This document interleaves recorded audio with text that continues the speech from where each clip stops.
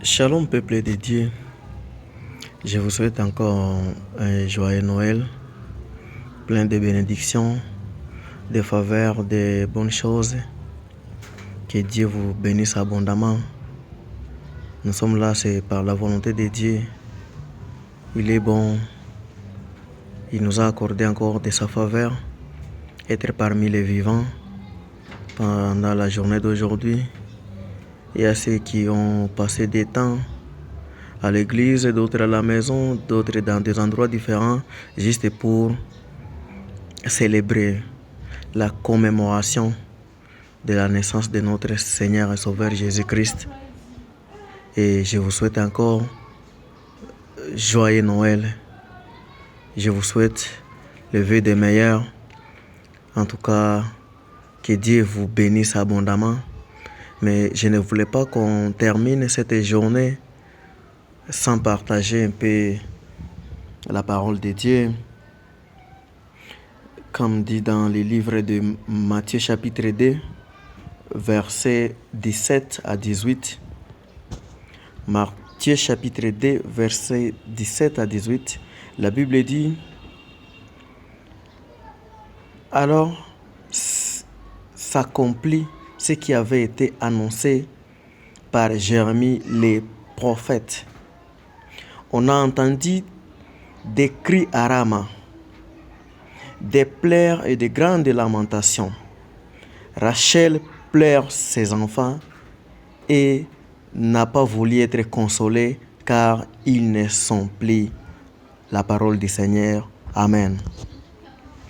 Et bien-aimés, je sais que vous avez célébré à cœur ouvert cette fête dite de nativité. Pour certains, c'est juste pour les enfants, mais ça ne devait pas se limiter au niveau des enfants parce que on ne nous a pas seulement donné un enfant. Bien sûr qu'un enfant est né, comme dit Ésaïe. Il dit: l'enfant nous est né, un fils nous est donné. Donc, Jésus n'a pas demeuré bébé depuis la naissance jusqu'à sa mort. Il devait naître, croître et faire ce dont le fils doit faire pour plaire à son père. Et c'est en base de ça que je voulais qu'on partage un petit sujet très nécessaire. Vous savez, il y a des chrétiens qui naissent de nouveau, mais qui demeurent toujours bébés spirituels. Alors, je voulais parler de la conséquence. Des conséquences, donc il y en a plusieurs même. Lorsqu'on refuse de croître spirituellement, il y a des conséquences. Et ce sont ces conséquences que je vais parler ici. Dans le verset que nous venons de lire, la Bible dit: après avoir appris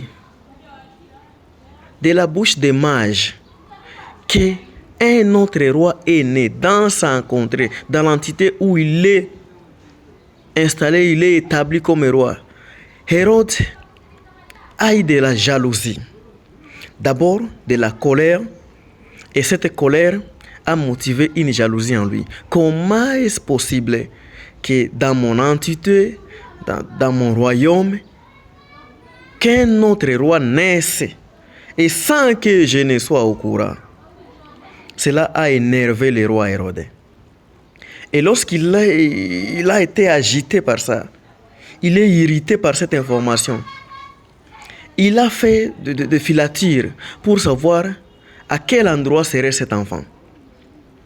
L'objectif de se renseigner auprès des mages n'était pas nécessairement d'aller voir le roi afin de l'adorer, mais plutôt faire de son mieux pour exterminer, pour tuer, pour éliminer ce présumé futur roi. Parce que s'il lui laisse en vie, en étant encore enfant, il va grandir, et lorsqu'il va grandir, il finira un jour par destituer ou détrôner le roi Hérode. Alors, il a voulu homicider Jésus. Et il a convoqué ces soldats.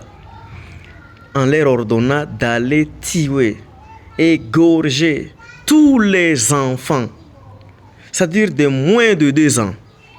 Et lorsqu'il a pris cette décision, les soldats se sont mis en œuvre.